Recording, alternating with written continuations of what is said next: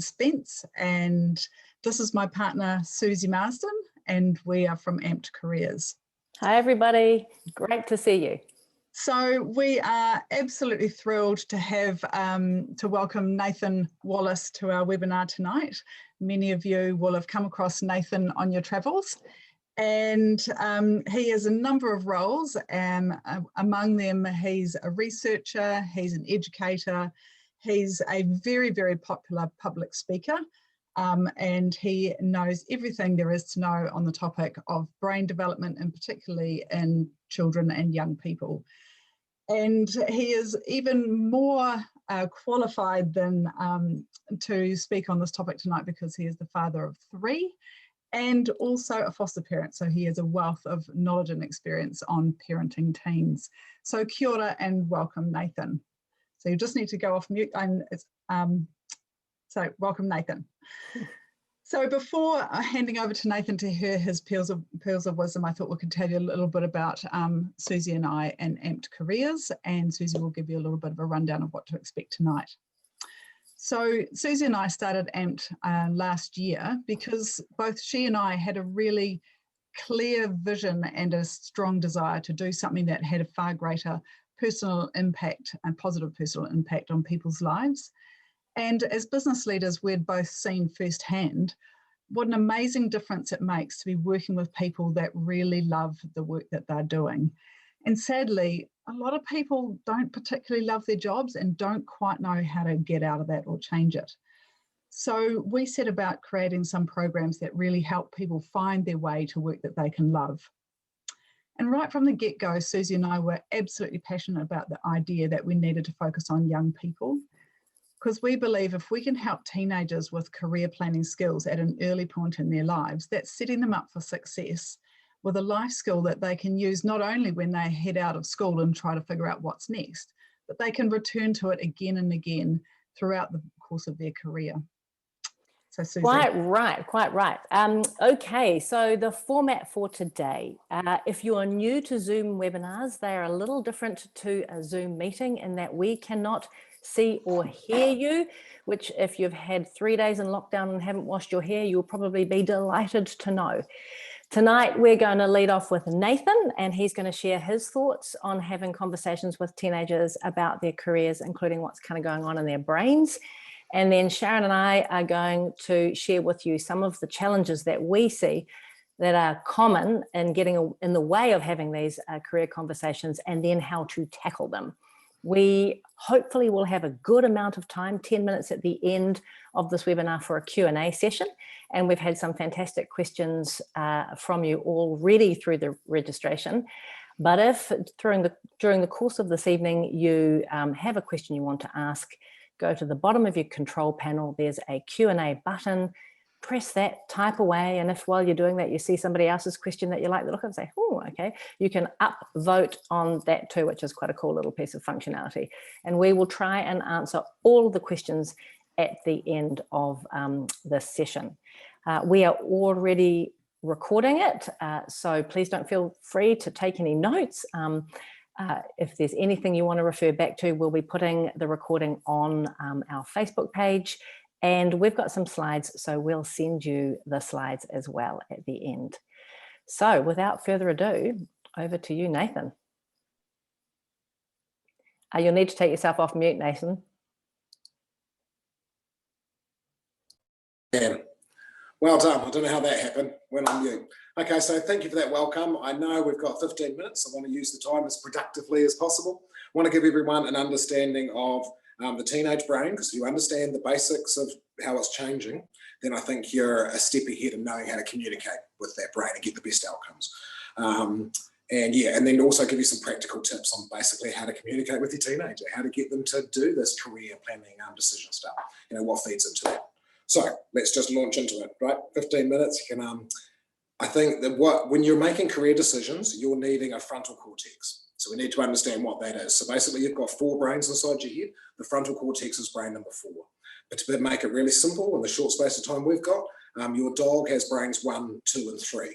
So that gives you a fair indication of why brain number 4 is so important and why that's the one they're going to be using to make career decisions, because it does everything you can do that the dog can't do. So everything on a school report is in this brain number 4, the frontal cortex. Planning for the future, understanding consequences, setting goals, everything that you want to make these life decisions for you, or for your teenager to make these life decisions, is in this brain number 4, the frontal cortex. So that's only in the driver's seat when you're an adult. So the brain scan of a teenager is very different to the brain scan of an adult, because we see most of the activity in the teenager is happening in brain number 3. Now that's the emotional brain, focused on feeling. We are adults in our frontal cortex, we're focused on thinking rather than feeling. So logic and outcomes and consequences. Teenagers with their emotional brain number 3 tend to be focused on how things feel rather than thinking and consequences. So yeah, it's just understanding that cortex is going to take a long time to reach adulthood. That's changed a lot over the last 10 years. For most of history, we thought you reached adulthood at the age of 10 to 12. And that's because they didn't have brain scans, they just had tape measures. And if you're measuring someone's skull, it stops growing at the age of 10 to 12. So for most of history, we thought adolescence was psychological changes happening on top of a biologically adult brain from 12. It was only when we got brain scans you could see, well, it might not grow after 12, but it certainly isn't online until much later than that. Now, they spent about 5 years saying early 20s, then the technology got better and they updated it to mid-20s. An accurate reflection of today's literature, just to cut to the chase, would be the average age that someone finishes adolescence and reaches adulthood would be mid to late 20s. So that's like 27 and a half. It doesn't mean your kid's going to wake up on their 27th birthday and suddenly want to get a job and shower every day. It means that 27 is an average. So, that average doesn't take into account gender, just puts everyone's results together. So you might be surprised to find out girls' brains mature faster than boys' brains. So with 27 doesn't really work if you divide it by gender, because females typically show an adult brain scan between the ages of 18 and 24. So that means that even the ones that are taking a long time to get to adulthood, females, they generally get there by 24. Yet I'm using 27 as the overall average, so clearly something's dragging the average down, and that can only be the male brain. It takes longer to mature. Just an evolutionary, lots of evolutionary reasons, but the outcome is it takes longer to mature. So the average age of male shows a adult brain scan as it's a wider average than females. It's anywhere between 22 and 32. So if men reach adulthood 22 to 32 and they move into the frontal cortex and worry about consequences and outcomes, females do it 18 to 24. The literature combines them together and talks about this imaginary average person with no gender who's 27 and a half. So just understand the boys are going to take longer, the girls are going to be better at it. There's 1,000 things that will affect when that frontal cortex comes online for your teenager. I'm just telling you the first 2 things that you can measure in the numbers or the quantitative research. Number 1, girls' brains grow faster. Number 2, firstborn children's brains grow faster. It's to do with what we learned in the 1990s, the first 1,000 days. Your intelligence isn't set at birth. 50% of your intelligence is about your genes. The other 50% is about the data you gather in the first 1,000 days. We're not going to try and do a talk about that, but just the most complex data you do is language with your primary caregiver. On average, you speak 20,000 words a day to your first kid. On average, you speak 15,000 words a day to all the other kids. In essence, it's your eldest child who statistically is likely to grow up to be the richest and the highest qualified for that reason. But anyway, you don't need to understand that. You just need to understand those 2 things, gender, birth order. So if you've got a girl who's also the firstborn child, didn't have to share appearance in the first year of life, got the 20,000 words instead of the 15,000 words, she probably matures at the 18, the end of that scale. Or the other girls that aren't firstborns, probably closer to 24. That means for your sons, the sons that were the firstborn child that didn't have to share their parent, probably move into this frontal cortex and reach adulthood at 22. But all the boys who are not the firstborn don't get there till 32. Now that's what puts them at such risk. That's why the highest suicide rates, boys who are not the firstborn. Most of the prisoners, boys who are not the firstborn. They are the at-risk group because their brains take longer to grow. So you see, I'm always having adults say to me, I've got an eldest daughter, especially, and then a son. Then it really stands out because she got both advantages and he got neither. She got eldest and female. So she's going to reach maturity at 18. He's going to reach maturity at 32, 14 years after that. If you don't know to expect that, and you just had a firstborn daughter and you think that's normal, then you're very, very disappointed in your son who's 24 and still acting like he's in his emotional brain, because he is. So I'll have adults say to me with grown-up children, don't know what's wrong with my son. He grew up in the same house as my daughter, and she's got the same rules and the same parents and the same boundaries. When she was 23, she already had a degree, she'd already travelled around Europe, she'd already planned her 2.5 children. He's 23, he's just sitting on the couch playing PlayStation and getting stoned all the time. It's what's gone wrong?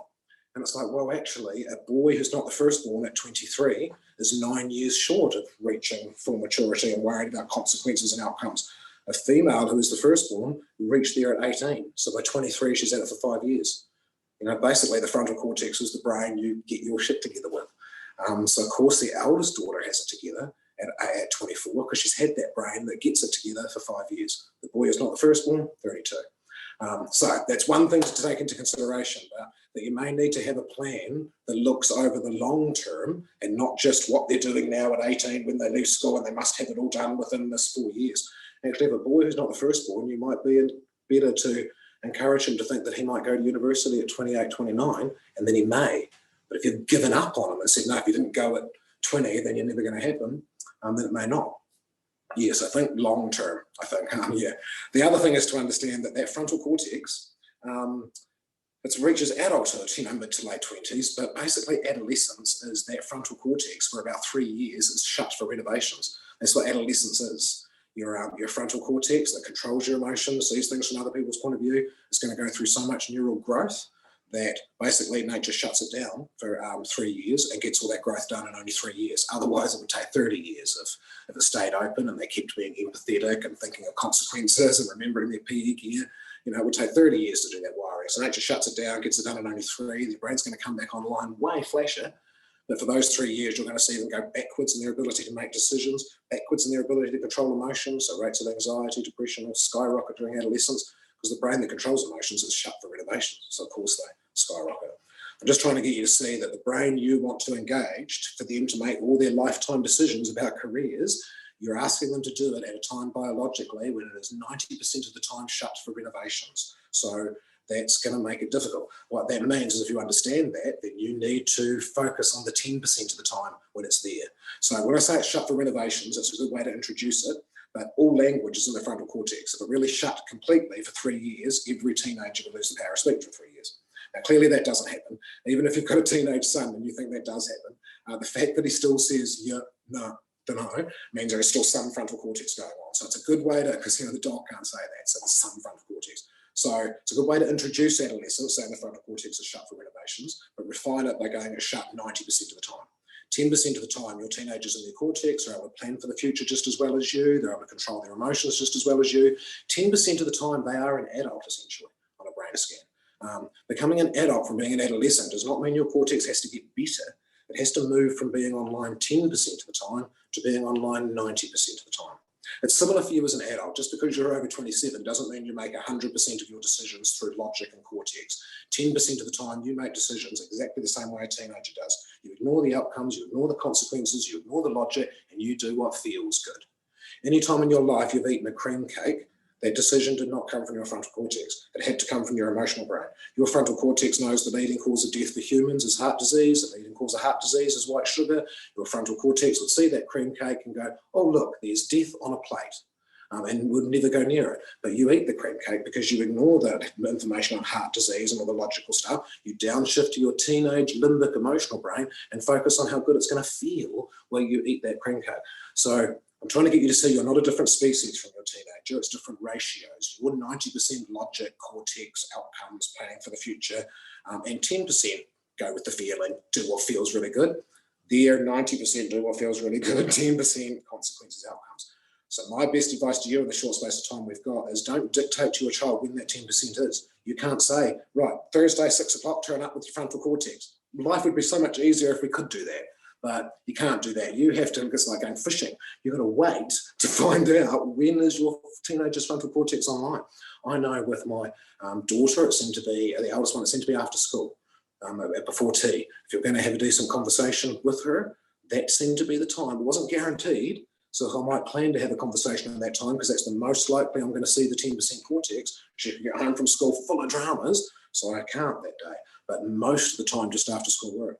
With my son, feeding him and just after he had eaten seemed to do something to calm him and bring his frontal cortex online. So you get to know your own kids' patterns and know when is that 10%, and you adjust your schedule to talk about consequences, outcomes, career planning, at least when their frontal cortex is there. If you just say Thursday, 6 o'clock, there's a 90% chance their cortex won't be there.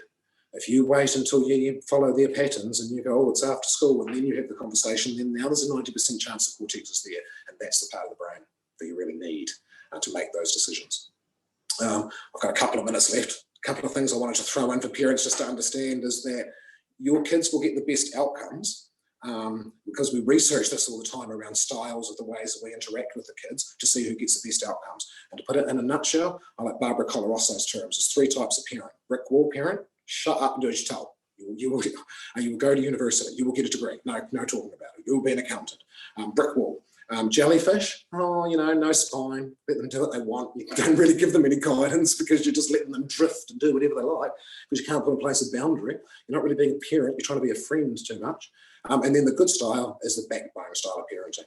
The backbone gives you support and structure, a spine does, but it is responsive and flexible. So that refers to your style of parenting.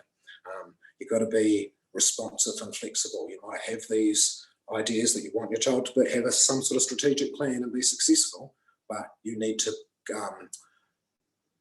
cooperate with the child and converse with the child.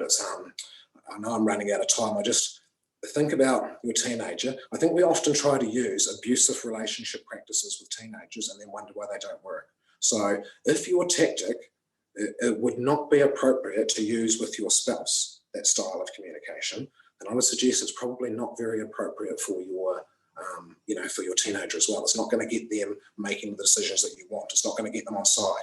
An abusive relationship's an abusive relationship. You have to be really blunt and say, if it's not okay to tell your partner, shut up and do as you're told, because that's an abusive relationship, it continues to be an abusive relationship when it's your teenager as well. So abusive relationships aren't going to empower them to make decisions. So you need to use that backbone style of parenting where you negotiate with the kid. That can be when they're 2 saying, it's snowing outside, wear your blue jersey. That's brick wall. But I can go, jellyfish, it's snowing outside, what do you want to wear? He'll choose Spider-Man togs, and that's not appropriate. So the backbone style puts in some boundaries, but gives choice. Oh, it's snowing outside. Would you like to wear your blue jersey or your green jersey? As we move through, as you ask your questions, there's lots there about communication. So I wanted to teach you about communication. I think the best thing I can teach you, you want your teenager to listen to you. Guess what? The best way to get your teenager to listen to you is to model that. It's very, very clear in the research. The teenagers that listen to their parents are the parents that have teenagers that listen to them. You'll think you listen to them, but if you don't use validation back, they don't feel listened to. Remember, 90% of their worldview is emotion. So if you don't speak to that emotion, you just skip 90% of their worldview. If you are skipping 90% of your kids' worldview, I would expect you've got kids that are skipping 90% of what you say, because that's what you're modeling. So if you want them to listen to your strategic planning from your frontal cortex and what they need to do for a minute, I suggest you should have done 2 minutes of reflecting back their emotions to model what good listening is.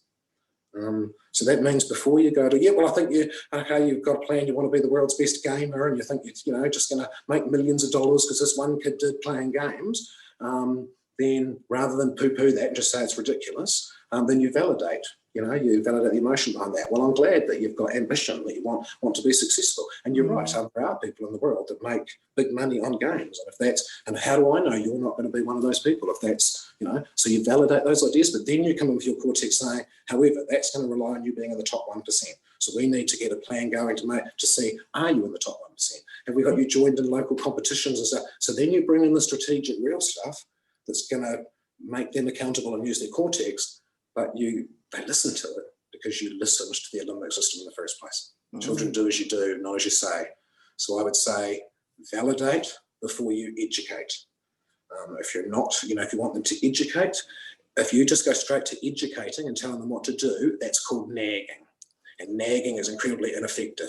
If you go validation, that seems to have made you really angry, and then give advice, that's called in the literature cognitive training. And that's the number 1 most effective way to change a child's behaviour long term, the number 1 way.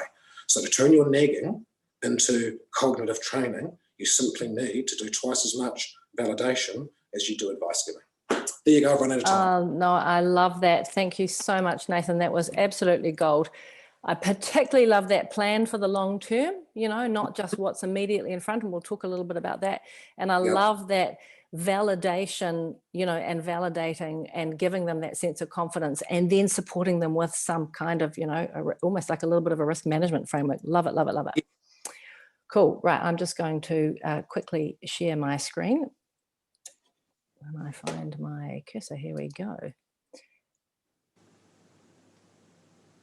All right, so what we are going to cover now, what I'm going to cover now is some of our thoughts on some of the real challenges that we hear from parents all the time. We're keeping it to 4 in the interest of time.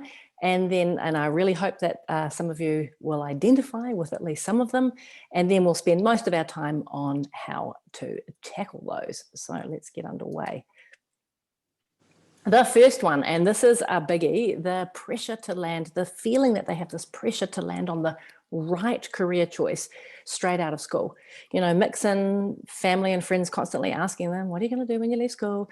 And a healthy dose of that limbic brain dominance that you've just been talking about, Nathan, and you've got the pressure at top. And interestingly, many of them believe that all their other friends have the answers and they don't.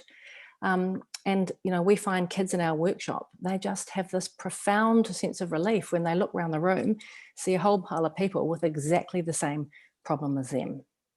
So the second challenge, you guys as parents not feeling equipped to have those career conversations because perhaps you don't feel like you have the knowledge or the expertise in all of the career and study options that are available to your kids. So that's the second one. Third one, and this is also another real biggie, and that is teenagers just not having a clue which direction to take. It's kind of the mother of all challenges, really. And how can they know when their life experiences to date have been so narrow? So this kind of overwhelming task can manifest in, you know, inertia. I don't do anything because I don't know where to start. It can manifest in them focusing on their subjects that they're good at rather than thinking about what they really want to do. So, you know, I'm really good at maths. I'll do something to do with that. Or it actually, and this happens a lot, it can manifest in them focusing on a known path. You know, something like, my dad's an engineer. That could be something I could do. We've actually heard a teen say that. So that's, not having the direction. And lastly, the fourth challenge that we're going to talk about, and it's a little bit sensitive, but it's parents struggling to take their own agenda out of their kids' career choices. You know, we know that your intentions are good and that you want the very, very best for your children, but it can manifest in you directing them to safe options because you are a little bit scared that they're going to fail. It can also manifest in you thinking that this is perhaps not prestigious enough.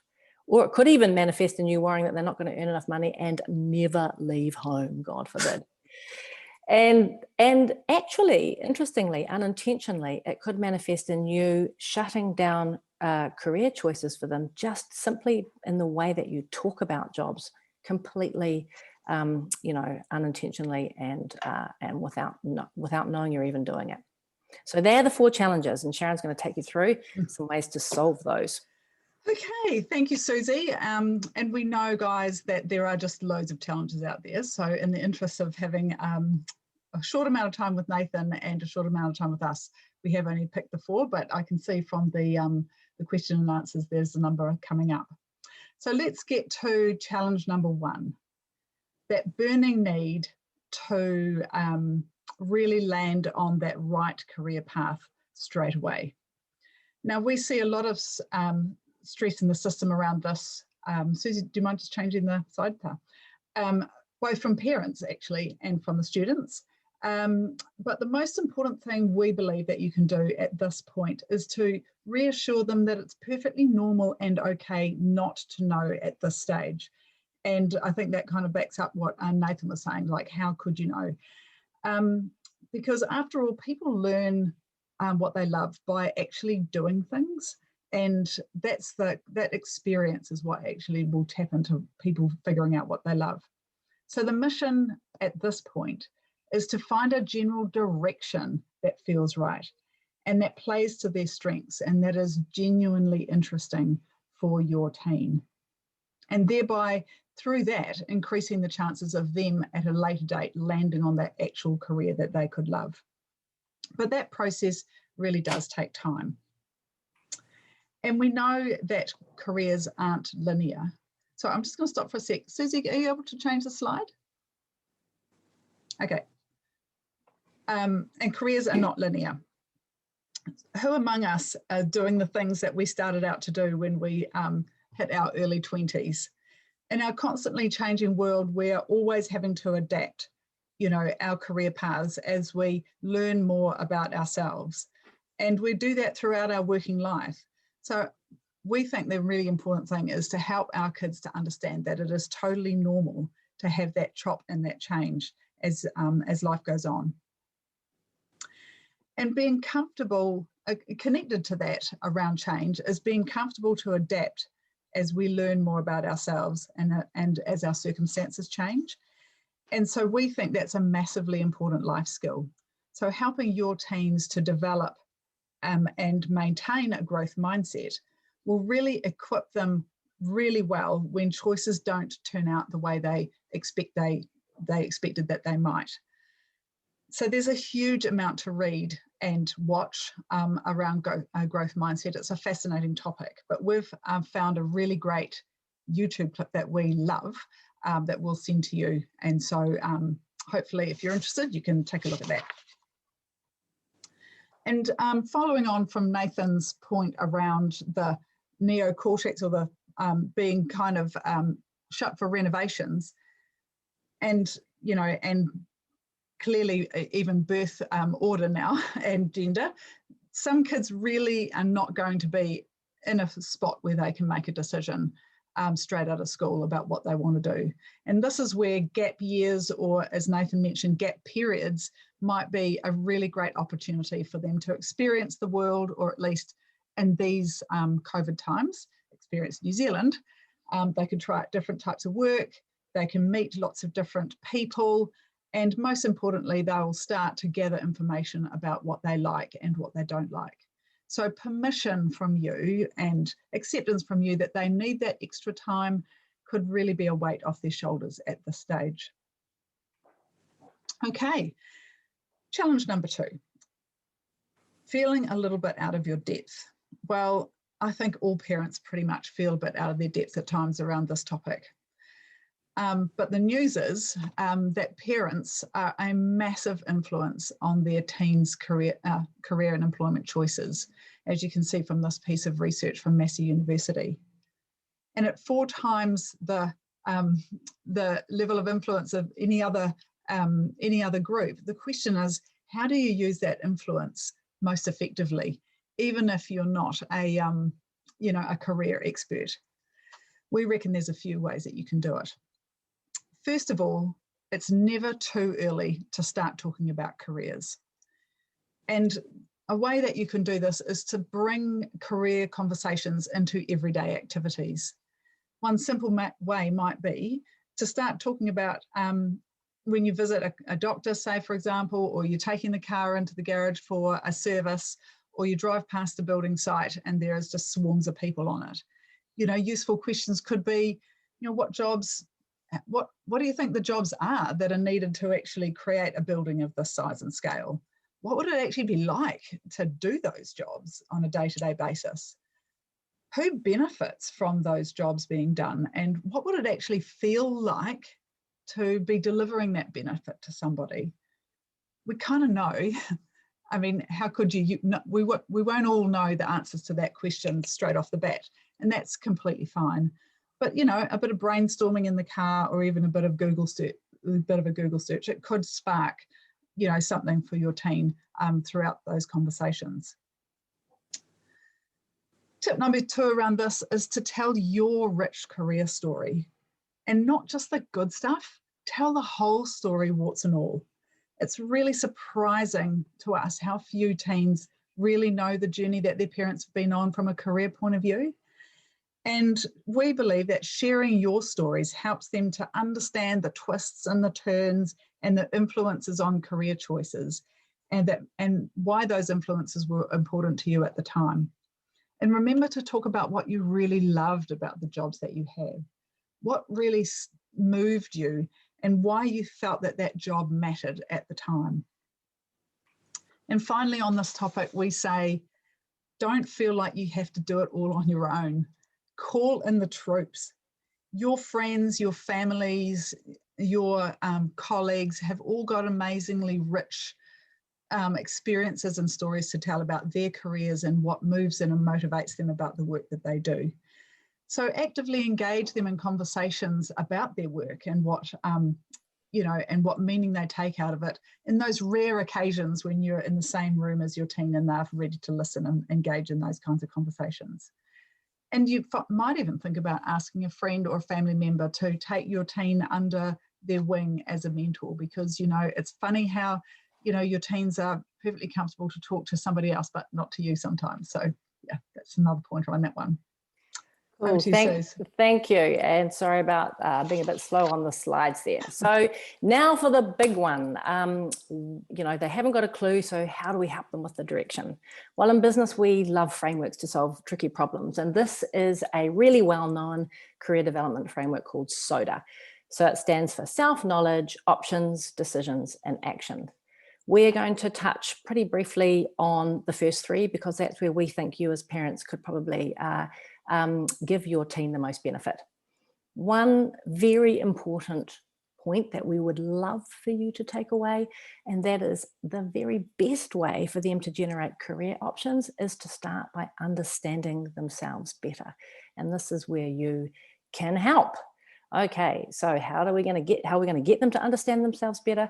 Well, we reckon the career sweet spot is that combination of what you love, what you're good at, and what you're going to need to earn to fund the lifestyle that you want to have. We've pinched this from a design thinking tool called DVF, so some of you might recognize that. So how on earth is this useful to you? Well, you could just simply draw it and label these three circles, and then over time, work with them to fill it in. So start getting them to think about the things that they enjoy. Now, we know that that's actually really tough if it's a blank piece of paper to start that. So how you are probably going to need to offer in your observations here, but get them talking about, you know, their favorite subjects, their sports, you know, the things that they love to do for fun, their social media. You know, you might need to say, hey, you love gaming, you know, what do you love about that? The more that you can tease out information, the richer the insights are going to be. So I'll give you an example. At a recent workshop, one teen had written down that she loved anime movies. But by the end of her conversation with Sharon, she had added that she loved the anime aesthetic and the design, that she loved learning about Japanese history and culture, and that in fact she loved writing about short stories. So we've got a lot more to work with there. And so it might take a few tries and a bit of signposting from you to build up these ideas. So what you're good at. Most teenagers have no language for the things that they're good at, for their strengths. And so you can really help them by actually telling them what you see. What are the strengths that you see in them? And give them examples of when you see those strengths in action. It is so powerful, and it might look like they're not listening, but they will be. And then building on your thoughts, they could ask their brother, older brother or sister, or younger for that matter. They could ask their favorite auntie, you know, a friend of the family that's been, you know, with them throughout. So by getting multiple perspectives, you're helping them to build a language around what they and others perceive that they are really good at. And that is fantastic. And to help you do that, we are going to email you a question guide that we use on our programs to help kids uncover strengths. So lastly, what they earn in this self-acknowledgement space, that probably doesn't feel like real deep self-acknowledgement, but actually what we often see is teenagers are so focused on what's immediately next. You know, what am I going to study? What's my first job going to be? What's my apprenticeship? That they need some help to envisage their life a little bit further down the road. So you can ask them questions like, you know, what kind of lifestyle do you want to have, and probe around that. And then use your experiences in life to indicate maybe what kind of income that they'd need to fund that lifestyle. These are all really useful insights to help them get on to options, which we're going to talk about next. There is so much more that we could talk about in this self-awareness space. In our programs, we cover personal values, when they're in the zone and not in the zone, what kind of, you know, impact they want to make and what meaning will they get from that. But right now we think this is a good start. So options, generating options with this little bit of self-knowledge that you've helped them create. We think careers.gov.nz is a fantastic resource. But if they didn't have that insight, it would be like looking for a needle in a haystack. On screen, you'll see a typical job profile. You can see that it's got, you know, the pay, it's got an indication of demand for the job, it's got case studies, and if you scroll right down, it even has the personal requirements for that role, which is an awesome place to look to help them get a match for their strengths. And on this options place and using the site to its most, you might even as a family decide to do some of the quizzes. Career Quest is one. You could do it all together or just you and your teen, I don't know, and compare and contrast the results could generate some cool options. So now with options, how do you get them to decide? Well, we're just going to give you one idea here, and it's something we really, really focus on in our program, and that is testing and experimentation. You know, it's that kind of try before you buy notion. And if study is on the agenda for your kids, it's a really big ticket item these days that they're buying. So how can they test? Well, at the completely low rent end of the spectrum, they could just simply Google search a day in the life of a software developer, and that will turn up a whole heap of YouTube clips, some of them quite good, by the way, some of them not so great. But we would really, really encourage them to go and talk to a human who is working in that job or that industry, or even better still, shadow them for a day. Now, we know that for even adults, that is a big deal, you know, to put yourself out there, and even more so for a teen. So they will really need your help with that. And, you know, this is where your personal networks, your professional networks, your friends of friends come in. But in our experience, we haven't met a person yet that is not willing to help a young person kind of get clarity on on where they want to go. So you will be pushing an open door. And the benefits are huge. The benefits of just going and testing, it'll either confirm that they're on the right track, genius, or actually they will go, this isn't for me, and they have lost so little time and energy in that process. Okay, I realize I'm cantering here, but we get into that last challenge now, and that is, you know, you guys getting your agenda out of their career. And it is entirely normal, of course, for you to want your teenager to be happy and successful. In fact, I don't think I know a single parent who wouldn't, but it's really important to know that if they have a very little interest in what you think that they should do, they will not likely be very successful or very happy for that matter. Conclusive research shows that people are much more successful, and have joy in their work when that work gives them personal meaning. And Angela Duckworth, she has done quite a bit of work in this space, and she's come up with this concept of grit, which illustrates how combining passion, a love of what you do, with perseverance far outstrips natural talent and people being successful. We'll send you that YouTube. It's an oldie but a goodie, the TED Talk, but we'll send you the link. And I think it's important to remember that, you know, their next step in their career is not necessarily going to lead to success. You know, their career is going to have twists and turns just like yours. A really great example of that is a young woman we met recently, had enrolled herself and was off to law school. Fantastic. Unfortunately, for personal reasons, she had to drop out. Was devastated about that, but actually followed her love of fashion and started a dress rental business. She has now, she grew that business and has now had an offer, a ridiculously attractive offer to buy that business, and she's only 22. So I think the thing I'd love to leave you with here is what you can do is you can help them grow self-knowledge, and you can suspend judgment.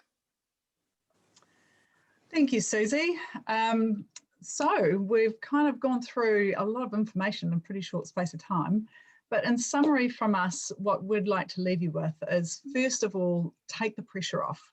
Help to take the pressure off your teen by helping them to understand that landing on the right answer right now, straight out of school, is next to impossible, and that they will learn by doing and can course correct.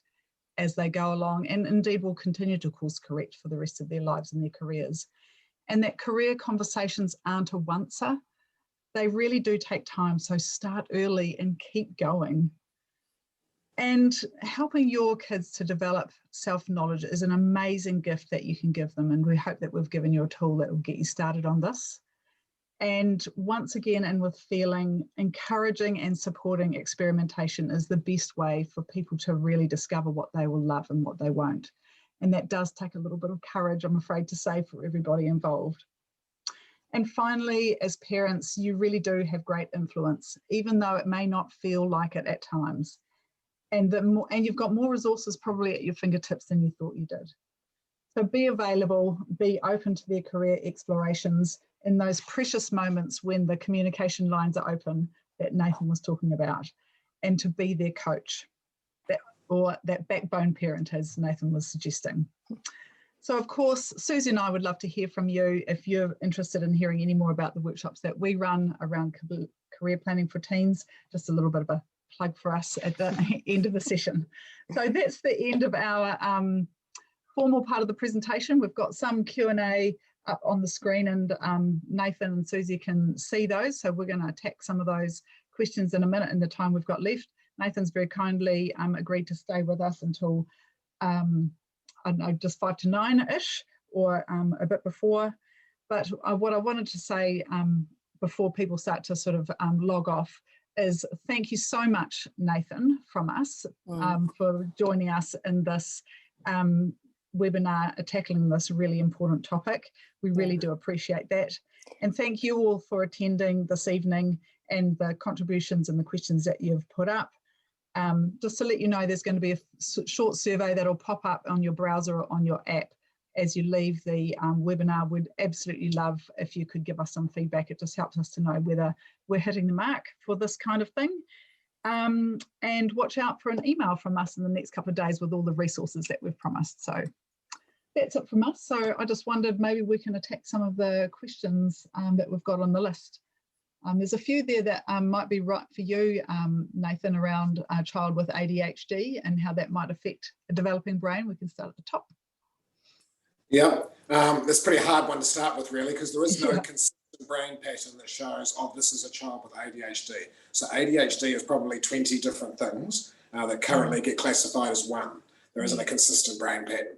I think the best way to approach the child with ADHD is that stuff I said before about how with a typically developing teenager, you've got to do twice as much validation as you do advice giving.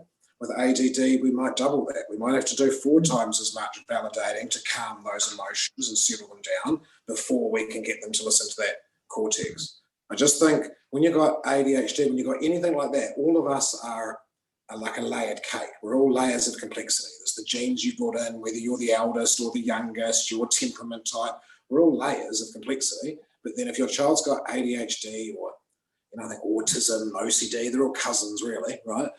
If you've got some of that, it's just another layer. So it just means that we need to do that stuff even more.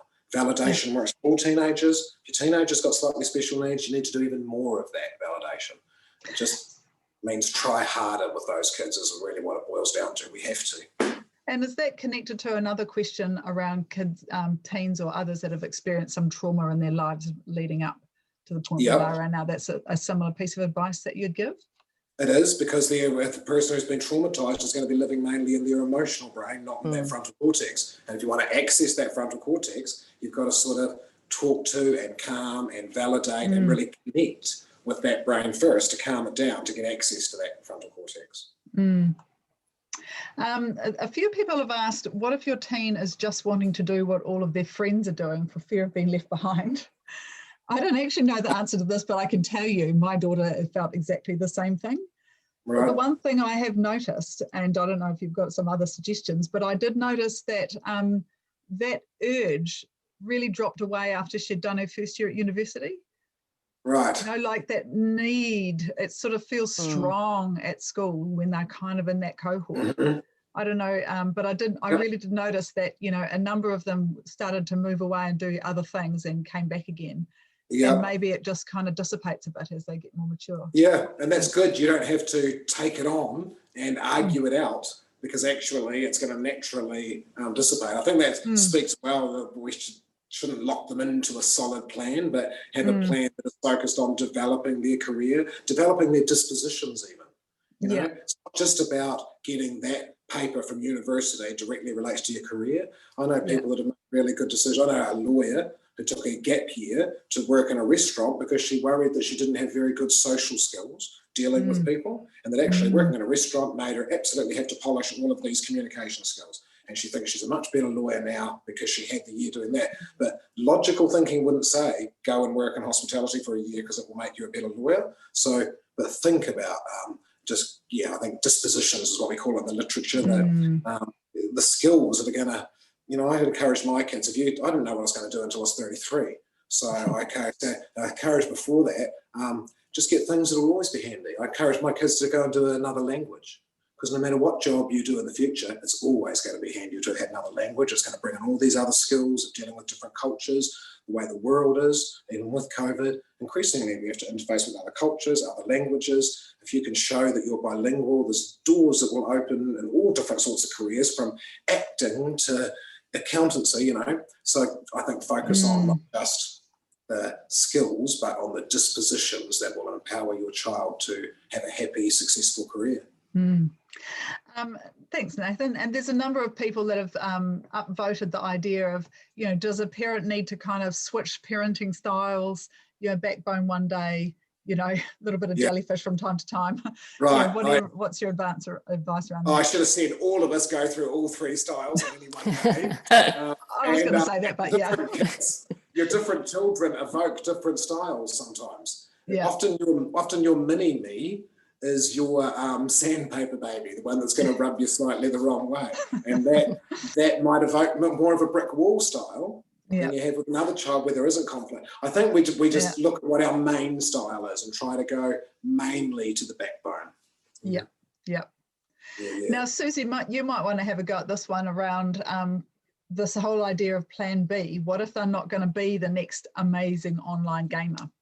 And I think you touched on that, Nathan, yourself earlier on. Yeah, you did. And so I think you answered that beautifully. And I would also just add that actually having a tool where you're getting them to start to get a little bit more self-knowledge, if it doesn't work out that being the gamer is not the right thing. And so I personally think we should let our kids fail is number one, because let them get out there, give it a go, because they will learn so much. But actually to stop them then falling into a heap and collapsing, having some kind of career planning framework that they can come back to, having knowledge of kind of like, what are their strengths, what are the things that are important to them, and potentially having had a way to explore different options. And we've talked all about that right the way through our presentation. I think that would help. But I really do think that it's kind of hard if your kid's really convinced that they want to do something, to try and say, they shouldn't do it or they should have a backup plan. It's sending quite strong messages to them. So I love Nathan's idea of validate that. Okay, and so now what would that look like? How does that play to your strengths, and so on and so forth. Great. And we've got a question here around, despite trying over and over, a child reluctant to articulate the vision beyond school. Right. Yeah, I think it can be, children can feel like they're being interrogated and that they have to be an adult with a frontal cortex that comes up with a strategic plan for what they're going to do for their lives. So I think, and I always come back to communication. What I recommend to parents, this might seem left field to that question, but actually in a roundabout way, what I think would be best is, I do advocate this mate date thing, where for 10 minutes a week, you have a mate date with your child where all the parenting rules go out the window, you're no longer in charge. For 10 minutes, the kid gets to be the parent, set the rules, because you're always asking the questions, so taking the lead by asking questions. I just think if they've got 10 minutes a week where all of those rules go away and they get to express themselves, whether they can break the rules, that means, in that 10 minutes they're allowed to swear, and they're, because all your parenting rules are out the window. You're now not in the power position, they're in the power position. And I know the first few weeks is just them kind of abusing that a little bit, but once they know that that's predictable, and it happens every Thursday at 4 o'clock for 10 minutes, you're going to sit down and have a mate date. It's very important it's predictable. So you don't do it at random. You make it a predictable time. So the rest of the time, normal parenting is not compromised. You're still not allowed to swear. You've still got to follow those boundaries. It's not compromising that, but for 10 minutes, they're allowed to. Your kid will actually learn to have a voice in that 10 minutes. That's when they can say, I think Uncle Jerry's a prick, actually, and you all make me be nice to him and stuff, but actually, because they're not allowed to say that, because you've got to be polite about adults, you've got to, you know, but in that 10 minutes, they learn to have a voice. If the kid feels heard, and it only takes 10 minutes a week for that kid to feel heard, once you've done that for about 4 weeks, they will start listening to you. Now they feel heard. If the kid won't articulate a plan and won't say anything, I'm just being blunt, 9 times out of 10 it's because the parent's not listening and they're barking orders at the kid and telling him what to think. So he doesn't really have a voice, because as soon as he starts to articulate himself, you correct him and tell him why that's not right, or why it needs to be more of this or less of that. Whereas there's 10 minutes every week where you have to shut up, and he, in his little teenage brain that takes longer to articulate than you and takes longer to formulate that stuff, but now he's got 10 minutes to do it, he can actually feel like he's fully expressed what he thinks. You're not allowed to interrupt, you're not allowed to ask questions. You really have to experience what it's like to be a child for 10 minutes, where you've got none of the power, and you just have to shut up and do as you're told. Because we actually are kind of expecting them to do it the rest of the time. So you should be able to do it for 10 minutes. I really think that if you do that 10 minutes, that will enhance the quality of your relationship so much that all of that other communication stuff you find in that 10 minutes, you will start to get those things that you want. They will start to formulate their own plans and stuff, because you've cultivated a 10-minute period every week where you nurture their voice, and that's what you're wanting, but you can't demand their voice, you've got to nurture it. And I think that 10-minute gives it the space to come into being. A fascinating idea. Got a question here. My kid wants to do part-time jobs in the retail industry. She's 15. I think she should complete her uni before starting to earning, as she'll not be focused on towards career achievements. Am I wrong? I would love to just put my 5 cents worth. I say go. Get out there and get selling. I endorse that. It's so much experience you get from that process of dealing with tricky customers, talking to adults, you know, negotiating your pay, your hours, all of those skills you'll bring to any later tertiary study that you do, because you'll just be that much more centered in your space, more able to express yourself, more able to manage things that go wrong in your day. I don't know, I think that those sorts of experiences build resilience. What do you think, Nathan? I think absolutely, I agree with everything you say there, but it's also even bigger than that, because you're teaching your child, the underlying disposition is, am I planning my career and taking responsibility, or am I absolving that responsibility to someone else? When you say, she's used her frontal cortex to come up with a plan, to want to go to university, but she wants to get that degree. If you just go, no, that's a bad idea, you're teaching her, stop thinking, stop having ideas, stop having plans. And that's not what you want. You want them to have plans and thinking. I would instead go, well, okay, but I'm worried about this, and this. Maybe let's negotiate. So we might come up with a plan where, okay, you work in retail, but you don't work over 10 hours a week. Me and mum will kick in financially to help, rather than you take on extra hours, because I think you'll get what you're trying to achieve with your 10 hours, and then they're validated. It's a good idea. You'll learn all those skills, all the stuff that you were saying. But we do the backbone parenting, put a boundary around it by going, maybe 10 hours a week is enough if you also want to achieve that other stuff. Yeah, that's a good one. I'd also add that actually kids having part-time jobs and doing all those things that Sharon was saying, you know, having to make decisions, having to use their judgment, is actually increasing their employability. There's going to be a truckload of kids finishing their degrees, you know, and if they've stayed just in that education space, don't you want to help your son or daughter increase their chances of actually getting employment, because they can actually look an adult in the eye and have a conversation and solve problems? Yes, but that parent was right in terms of sometimes the kids can get a part-time job, get so obsessed with earning money that they want to go full-time at the supermarket, and that's really pulling their dreams down. So good point. It's a fine balance, isn't it? Yeah, it is. Yeah. Okay, we've got maybe a room for one more. Allowing our kids to fail is vital. Life will teach them what works, and often experience is not the best teacher. I think the challenge is for parents to allow kids to fail and fail quickly. Yeah. It's an interesting one. Yeah. I think you can probably talk to that. Yeah.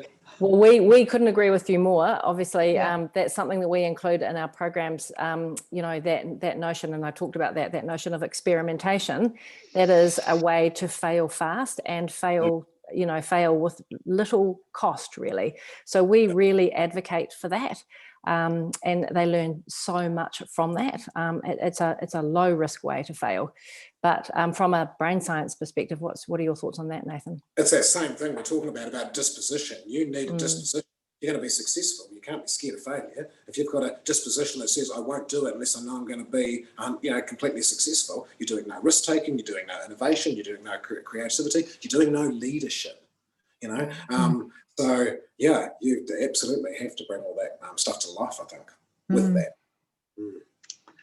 Well, I think we've run out of time. There are a number of more questions. We'll keep a hold of them, and if we can answer those, we will. But perhaps we'll just do it in the email. So I think we'll draw it all to a close now. And thank you all for your participation and your contributions this evening. And thanks again, Nathan, for your generous time that you've spent with us. It's been great. All right. See you, everybody. Good evening. Bye.